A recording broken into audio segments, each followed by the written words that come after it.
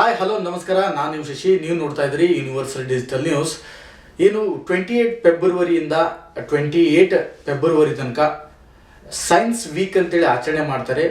ಈಗಿನ ದಿನಮಾನಗಳಲ್ಲಿ ವಿಜ್ಞಾನ ಎಷ್ಟು ಮುಖ್ಯ, ವಿಜ್ಞಾನದ ಮಹತ್ವ ಏನು ಅಂತೇಳಿ ಅವರ ಸುದೀರ್ಘ ಅನುಭವವನ್ನು ಹಂಚಿಕೊಳ್ಳಲು ನಮ್ಮ ಜೊತೆ ಇದ್ದಾರೆ ಪ್ರೊಫೆಸರ್ ತೇಜರಾಜ್ ಎಂ ಅಮೀನ್ ಬಾವಿಯವರು. ಬನ್ನಿ ಅವರನ್ನ ಕಾರ್ಯಕ್ರಮಕ್ಕೆ ಸ್ವಾಗತಿಸೋಣ.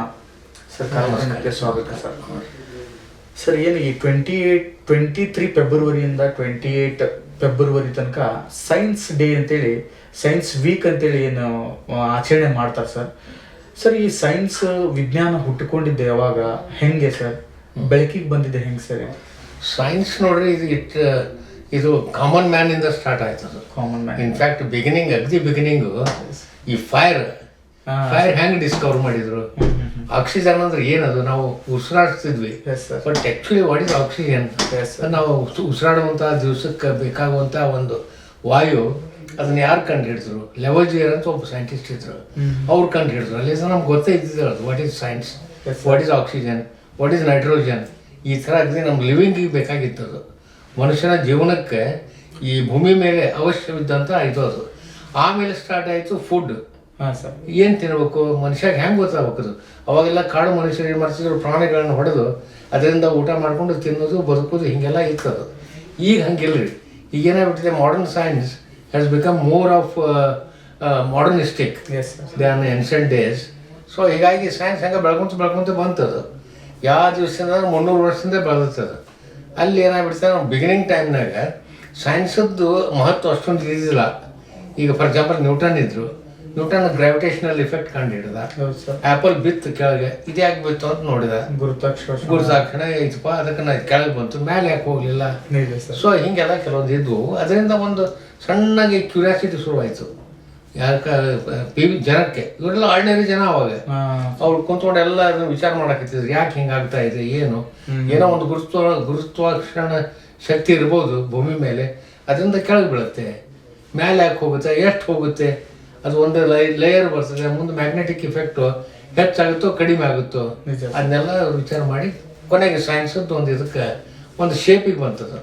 ಇವತ್ತಿನ ದಿವಸ ನೋಡ್ರಿ ಎಲ್ಲ ಮುಂದೆ ಹೋಗ್ಬಿಟ್ಟದು, ಭಾಳ ಮುಂದೆ ಹೋಗ್ಬಿಟ್ಟದ. ಅದು ಏನು ನಡೆದತ್ತೆ ಅನ್ನೋದು ಎಷ್ಟೋ ಜನಕ್ಕೆ ಅದು ಗೊತ್ತಾಗದಂಗೆ ನಡೆದು ಬಿಟ್ಟೈತಿ ಈಗ. ಸರ್, ಏನಂತಂದ್ರೆ ವಿಜ್ಞಾನ ಅನ್ನೋದು ತನ್ನ ದಾಪುಗಾಲನ್ನ ಬಹಳ ಲಾಂಗ್ ಆಗಿ ದೊಡ್ಡದಾಗಿ ಹರಡ್ಬಿಟ್ಟಿದೆ ಸರ್. ಅದ ಇದಕ್ಕೆ ಏನು ಉದ್ದೇಶ ಏನಾಗಿರ್ಬೋದು ಸರ್? ಉದ್ದೇಶ ಅಂತ ನೋಡ್ರಿ, ಮನುಷ್ಯಾಗ ಆರಾಮ್ ಇರ್ಬೇಕು ಅನ್ಸುತ್ತೆ.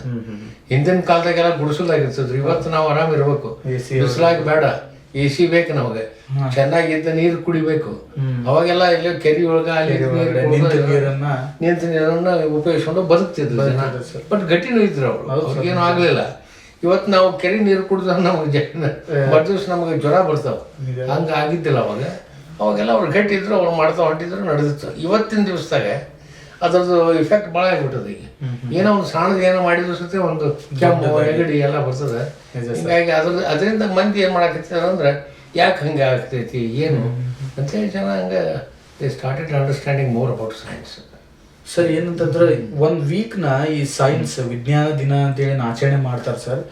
ಪರ್ಟಿಕ್ಯುಲರ್ ಆಗಿ 28 ಫೆಬ್ರವರಿಗೆ ಯಾಕೆ ಈ ವಿಜ್ಞಾನ ದಿನವನ್ನು ಆಚರಣೆ ಮಾಡ್ತಾರೆ? ಅದು ಏನಾಯ್ತು, ನಮ್ಮ ಒಬ್ಬ ವಿಜ್ಞಾನಿ, ಅತಿ ಫೇಮಸ್ ವಿಜ್ಞಾನಿ ಸಿ.ವಿ. ರಾಮನ್ ಅವರು ಬಹಳ ಒಳ್ಳೆ ಸಂಶೋಧನೆ ಮಾಡಿದರು.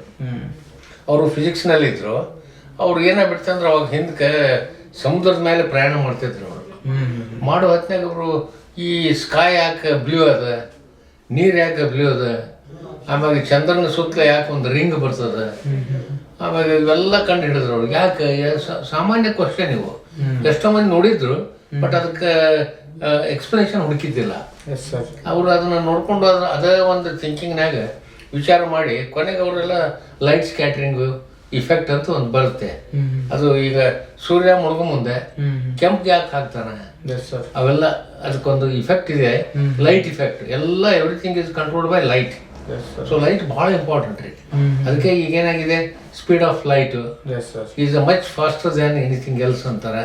ಇನ್ನೂ ಮತ್ತೇನೋ ವಿಜ್ಞಾನ ಅಡ್ವಾನ್ಸ್ ಆಗಿ ದೇರ್ ಆರ್ ಸಮ್ ಪಾರ್ಟಿಕಲ್ಸ್, ಕೆಲವೊಂದು ಪಾರ್ಟಿಕಲ್ ಅದ ಅಟ್ಮಾಸ್ಫಿಯರ್ದಲ್ಲೇ, they are much faster than velocity of light. ಹಿಂಗೆಲ್ಲ ನಡೆದಿದೆ.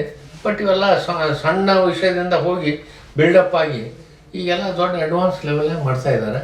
ಸಿ ವಿ ರಾಮನ್ ಅವ್ರು ಏನು ಮಾಡಿದ್ರು ಅಂದರೆ ಅದನ್ನ ನೋಡಿಕೊಂಡು ಹಂಗಾರೆ ಏನೇ ಇರಬೇಕು ಇದಕ್ಕೆ ಯಾವ ಇಫೆಕ್ಟ್ ಇರ್ಬೋದು, ಅದು ಲೈಟ್ ಇಫೆಕ್ಟ್ ಅಂತ ಅವ್ರು ಕಂಡು ಹಿಡಿದ್ರು. ಅದಕ್ಕಾಗಿ 28 ಫೆಬ್ರವರಿಗೆ ಅವ್ರು ಏನು ಮಾಡಿದ್ರು ಅಂದರೆ ಒಂದು ಲೈಟದ ಇಫೆಕ್ಟ್ ಕಂಡು ಹಿಡಿದ್ರು. ಆ ಇಫೆಕ್ಟಿಗೆ ಸಿ ವಿ ರಾಮನ್ ಇಫೆಕ್ಟ್ ಅಂತ ಹೆಸರಿಟ್ಟು ಅದಕ್ಕಾಗಿ 28 ಫೆಬ್ರವರಿ ಅಷ್ಟೊಂದು ಆಚರಣೆ ಮಾಡ್ಬೇಕಂತ ಇಂಡಿಯಾ ಗೌರ್ಮೆಂಟ್ನವರು 1987 ಆದ್ಮೇಲೆ ಶುರು ಮಾಡಿದ್ರು. ಸರ್ ಏನಂತಂದ್ರೆ ಈ 28 ಫೆಬ್ರವರಿಯಿಂದ ಯಾವೆಲ್ಲ ವೈಜ್ಞಾನಿಕ ಆವಿಷ್ಕಾರವನ್ನ ಪ್ರಕಟಿಸಲಾಯ್ತು ಸರ್ ಅವಾಗೆಲ್ಲ ಇದ್ದು ರೀ ಕೆಲವೊಂದು ಎಲ್ಲ ಎಕ್ಸ್ರೇ ಡೆವಲಪ್ಮೆಂಟ್ ಆಗಿತ್ತು. ಆಮ್ಯಾಗ ಕೆಲವೊಂದು ಇಲೆಕ್ಟ್ರಾನ್ ಡಿಸ್ಕವರಿ ಅವೆಲ್ಲ 18ದಾಗ ಅದು ಆದ್ಮೇಲೆ ಹಂಗೆ ಎಕ್ಸ್ರೇ ಡಿಫ್ರಾಕ್ಷನ್ ಅವು ಇವು ಅಂತೇಳಿ ಭಾಳ ಇಕ್ವಿಪ್ಮೆಂಟ್ ಎಲ್ಲ ಬಂದು ಅದರಿಂದ ಎಲ್ಲ ಈ ಡ್ರಗ್ಗು ಆಮೇಲೆ ಡೆವಲಪ್ಮೆಂಟ್ ಆಫ್ ಮೆಡಿಸಿನ್ ಹೊಸ ಮೆಡಿಸಿನ್ ಬರಾಕೈತಿದ್ವು. ಆ ಟೈಮ್ನಲ್ಲಿ ಇನ್ಸುಲಿನ್ ದೊಡ್ಡ ಡಿಸ್ಕವರಿ ಅದು. ಡಿಸ್ಕವರಿ ಮಾಡಿದವ್ರಿಗೆಲ್ಲ ನೊಬೆಲ್ ಪ್ರೈಸ್ ಅವೆಲ್ಲ ಸಿಕ್ಕ ಆ ಟೈಮ್ನಾಗ. ಯಾಕಂದ್ರೆ ಇವತ್ತು ನೋಡ್ರಿ ಇನ್ಸುಲಿನ್ ಇಲ್ಲ ಜನ ಎಷ್ಟೋ ಜನ ಡಯಾಬಿಟಿಕ್ ಕಂಟ್ರೋಲ್ ಮಾಡ್ಲಿಕ್ಕೆ ಆಗಲ್ಲ. ಸೊ ಅದನ್ನೆಲ್ಲ ಮಾಡಿದಾರೆ ಆ ಟೈಮ್ನಲ್ಲಿ. ಹಂಗೆ ಅದೇ ಥರ ಇದು ಒಂದು ರಾಮನ್ ಅನ್ನೋರು ಏನು ಮಾಡಿದ್ರು ಎಲ್ಲ ಫಿಸಿಕ್ಸ್ನಿಂದ ಮಾಡಿದಾಗ ಅವಾಗ ಆವಿಷ್ಕಾರ ಹೊಸ ಡೆವಲಪ್ಮೆಂಟ್ ಸ್ಟಾರ್ಟ್ ಆಗಿ ಮುಂದೆ ರಾಮನ್ ಇಫೆಕ್ಟ್ ಅಂತ ಫೇಮಸ್ ಆಯ್ತು. ಸರ್ ಏನಂತಂದ್ರೆ ಈಗ ಹೇಳಿದ್ರಿ ನೀವು ಸುದೀರ್ಘವಾಗಿ ರಾಮನ್ ಅವರ ಬಗ್ಗೆ ಹೇಳ್ತೀರಿ ಸರ್. ಈ ರಾಮನ್ ಪರಿಣಾಮವನ್ನು ಕಂಡುಹಿಡಿದ ವಿಜ್ಞಾನಿ ಯಾರು ಸರ್? ಆ್ಯಕ್ಚುಲಿ ಅದಕ್ಕೆ ಭಾಳ ದೊಡ್ಡ ಕಾಂಟ್ರವರ್ಸಿ ಇತ್ತು. ಬಟ್ ರಾಮನ್ ಅವರೇ ಮಾಡಿದ್ದಂತ. ಯಾಕಂದ್ರೆ ರಾಮನ್ ಅವ್ರ ಕೈಯಾಗ ಒಬ್ರು ಕೃಷ್ಣನ್ ಅಂತಿದ್ರು, ಅವ್ರ ಸ್ಟೂಡೆಂಟ್ ಅವರು ಮಾಡಿದ್ರು, ಇವರು ಮಾಡಿದ್ರು. But ultimately Krishnan was A student of Raman. ಈಗ ನಮ್ಮಲ್ಲೇ PhD ಮಾಡಿ ಹುಡುಗರು ಬರ್ತಾವೆ, ಅವ್ರು PhD ಮಾಡ್ತಾರೆ, ಡಿಸ್ಕವರಿ ಮಾಡ್ತಾರೆ. ಆ ಡಿಸ್ಕವರಿಗೆ ನಾವು ಸಪೋರ್ಟ್ ಮಾಡಿರ್ತೀವಿ. ಹಿಂಗಾಗಿ ಅವ್ರ ಇಫೆಕ್ಟ್ ಅಂತ ಬಂತದ ಅವ್ರ ಹೆಸರಲ್ಲೇ. ಬಟ್ ರಾಮನ್ ಮೂಲ ಅವರ ಅಂತ ಹೇಳ್ತೀರಿ ಸರ್ ನೀವು? ಹೌದು, ಮೂಲವಾಗಿ ಮತ್ತೆ ಐಡಿಯಾ ಕೊಟ್ಟವ್ರು ವಿಚಾರ ಧಾರಣೆ ಮಾಡಿದವ್ರು ಇವರು. ಅದ ರಾಮನ್ ಪರಿಣಾಮವನ್ನ ತಗೊಂಡು ಅದನ್ನ ಡಿಫ್ರೆಂಟ್ ಆಫ್ ನೇಮ್ ಇಟ್ಟು ಪಬ್ಲಿಷ್ ಮಾಡ್ಕೊಂಡ್ರ ಅನ್ಬೋದಾ ಸರ್? ಇಲ್ಲ, ಅದು ರಾಮನ್ ಇಫೆಕ್ಟ್ ಒಂದೇ ಒಂದು ಕಂಡಿಡಿದವ್ರೆ ಅವ್ರೊಬ್ರೆ. ಅವ್ರು ಕೂಡ ಎಲ್ಲ ಹೆಲ್ಪ್ ಮಾಡಿದವ್ರು ಇರ್ತಾರೆ, ಸ್ಟೂಡೆಂಟ್ ಇರ್ತಾರೆ. ನಾವು ಹೋಗಿ ಲ್ಯಾಬ್ನಾಗ ಮಾಡ್ಲಿಕ್ಕೆ ಆಗಲ್ಲ. ಒಂದು 100 ಹುಡುಗರು ಬರ್ತಾವೆ, ಅವ್ರು ವರ್ಕ್ ಮಾಡ್ತಾ ಇರ್ತಾರೆ. ಅವ್ರದ್ದೊಂದು ಇವ್ರು ಹೇಳಿದ ಐಡಿಯಾ ಅವರು ಟೆಸ್ಟ್ ಮಾಡ್ತಾರೆ ಲ್ಯಾಬ್ನಲ್ಲಿ. ಅದನ್ನ ಮಾಡಿದ ಮ್ಯಾಗೆಲ್ಲ ಒಂದು ಇಫೆಕ್ಟ್ ಅಂತ ಬರುತ್ತೆ. ಆ ಇಫೆಕ್ಟ್ ಇವರೇ ಲೀಡರ್ ಆಗಿರ್ತಾರೆ, ಗ್ರೂಪ್ ಲೀಡರ್ ಇವರು. ರಾಮನ್ ಇಫೆಕ್ಟ್ ಅಂತ ಇಟ್ಟರು. ಮತ್ತೆ ಯಾರ್ದೋ ಒಂದು ಇಡ್ಲಿಕ್ಕೆ ಬರುದಿಲ್ಲ ಸರ್, ಬರಲ್ಲ.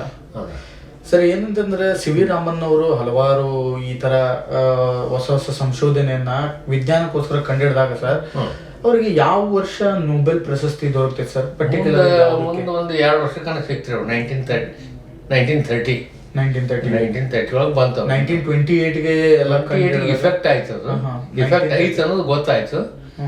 ಆದ ತಕ್ಷಣ 1930 ಅಂದ್ರೆ 2 years ಆದ್ಮೇಲೆ ಅವ್ರಿಗೆ ನೊಬೆಲ್ ಪ್ರೈಸ್ ಅವಾರ್ಡ್ ಮಾಡಿದ್ರು. ಸರ್ ಇದು ರಾಮನ್ ಎಫೆಕ್ಟ್, ರಾಮನ್ ಪರಿಣಾಮ ಅನ್ನೋದು ಪರ್ಟಿಕ್ಯುಲರ್ ಯಾವ ಶಾಖೆಗೆ ಅನ್ವಯಿಸ್ತೈತಿ ಸರ್? ಇದು ಆಕ್ಚುಲಿ ಫಿಸಿಕ್ಸ್ ಇಫೆಕ್ಟ್. ಅದು ಫಿಸಿಕ್ಸ್ನಾಗ ಯಾಕಂದ್ರೆ ರಾಮನ್ ಅವರೇ ಭೌತಶಾಸ್ತ್ರದ ವಿಜ್ಞಾನಿ. ಅವರು ಮಾಡ್ತಾ ಹೋಗಿ ಇದನ್ನೊಂದು ಲೈಟ್ ಅನ್ನೋದು ಒಂದು ಇದನ್ನ ಹಿಡ್ಕೊಂಡ್ರು ಅವರು. ಯಾಕಂದ್ರೆ ಲೈಟ್ನಲ್ಲಿ ಅವ್ರಿಗೆ ಭಾಳ ಇಂಟ್ರೆಸ್ಟ್ ಇತ್ತು ಮಧ್ಯದ ಹುಟ್ಟಿದಾಗಿಂದನ. ಅವ್ರು ಅದನ್ನ ಡೆವಲಪ್ ಮಾಡ್ಕೊಂಡ್ರು. ಕೊನೆಗೆ ಅವ್ರು ರಾಮನ್ ಇಫೆಕ್ಟ್ ಮಾಡ್ಲಿಕ್ಕೆ ಅನುಕೂಲ ಆಯ್ತು. ಮತ್ತು ಅವರೆಲ್ಲ ಸ್ಕ್ಯಾಟ್ರಿಂಗ್ ಅಂತ ಕರೀತಾರೆ. ಅದು ಲೈಟು ಸ್ಕ್ಯಾಟರ್ ಆಗುತ್ತಲ್ಲ, ಸ್ಕ್ಯಾಟರ್ ಆದ ತಕ್ಷಣ ಅದ್ರದ್ದು ಇಫೆಕ್ಟ್ ಏನೇನಾಗುತ್ತೆ ಅದಕ್ಕೆ ರಾಮನ್ ಇಫೆಕ್ಟ್ ಅಂತ ಕರೆದ್ರು. ಸೊ ಇದನ್ನ ಫಿಸಿಕ್ಸ್ಗೆ ಮೇನ್ ಶಾಖೆ ಏನಾಯ್ತು, ಮುಂದೆ ಅಪ್ಲಿಕೇಶನ್ ವೈಸ್ ಬೇರೆ ಸಬ್ಜೆಕ್ಟ್ನವ್ರು ಅದನ್ನ ಯೂಸ್ ಮಾಡಿ ರಿಸರ್ಚ್ ಮಾಡಿ ಭಾಳ ಯೂಸ್ ಮಾಡಾಕತ್ತಿದ್ರು. ಅದಕ್ಕೆ ಅವ್ರನ್ನ ನೋಡ್ಕೊಂಡು ನೊಬೆಲ್ ಪ್ರೈಸ್ ಕೊಡ್ಬೇಕಾದ್ರೆ ಸುಮ್ಮನೆ ಒಂದಕ್ಕೆ ಕೊಡಲ್ಲ, ಅಪ್ಲಿಕೇಶನ್ ಏನದ ಅದನ್ನೆಲ್ಲ ನೋಡ್ಕೊಂಡು ಆವಾಗಿನ ಕಾಲದಾಗ ಅವ್ರಿಗೆ ಒಂದು ನೊಬೆಲ್ ಪ್ರೈಸ್ ಕನ್ಸಿಡರ್ ಮಾಡಿದ್ರು, ಕೊಟ್ಟರು. 1930 ಕೊಟ್ಟದ್ದು. ಸರ್ ಏನಂತಂದ್ರೆ ಈಗ ಎಲ್ಲ ಸೈನ್ಸ್ ಆಧುನಿಕದ ಜಗತ್ನಾಗ ಜಾಸ್ತಿ ಬೆಳೀತಾ ಇದೆ, ಹೋಗ್ತಾ ಇದೆ, ಎಲ್ಲ ಆಗ್ತಾ ಇದಾವ ಸರ್. ಈ ವಿಜ್ಞಾನದ ಮುಖ್ಯ ಉದ್ದೇಶ ಏನ್ ಸರ್? ವಿಜ್ಞಾನದ ಮುಖ್ಯ ಉದ್ದೇಶ ಅಂದ್ರೆ ನೋಡ್ರಿ, ಈಗ ಜನ ಕಂಫರ್ಟ್ ಆಗಿರ್ಬೇಕಂತಾರೆ ಎಲ್ಲರೂ.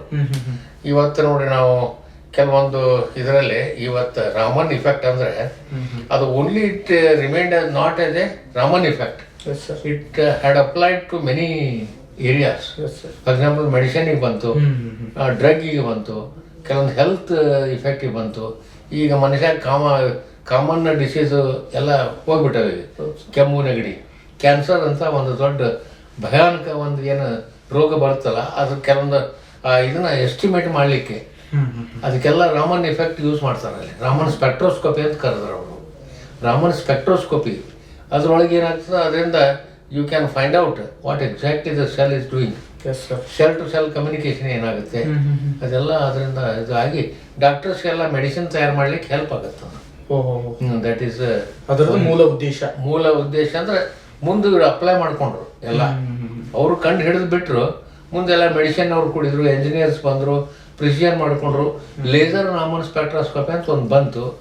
ಲೇಸರ್ ರಾಮನ್ ಸ್ಪೆಕ್ಟ್ರೋಸ್ಕೋಪಿ ಬಂದ ಮೇಲೆ ಅವರು ಅದನ್ನ ಈ ಕೆಲವೊಂದು ಕಟ್ ಮಾಡಲಿಕ್ಕೆ, ಮೆಟಲ್ ಕಟ್ ಮಾಡಲಿಕ್ಕೆ, ಅಥವಾ ಈಗ ನಮ್ಮ ಈ ಕೆಲವೊಂದು ಪ್ರಾಬ್ಲಮ್ ಇರ್ತಾವಲ್ಲ, ಪ್ರಾಬ್ಲಮ್, ಕೆಟರಾಕ್ಟು, ಅದನ್ನೆಲ್ಲ ರಿಮೂವ್ ಮಾಡ್ಲಿಕ್ಕೆ ಅವೆಲ್ಲ ಭಾಳ ಹೆಲ್ಪ್ ಆದವು ಮುಂದೆ.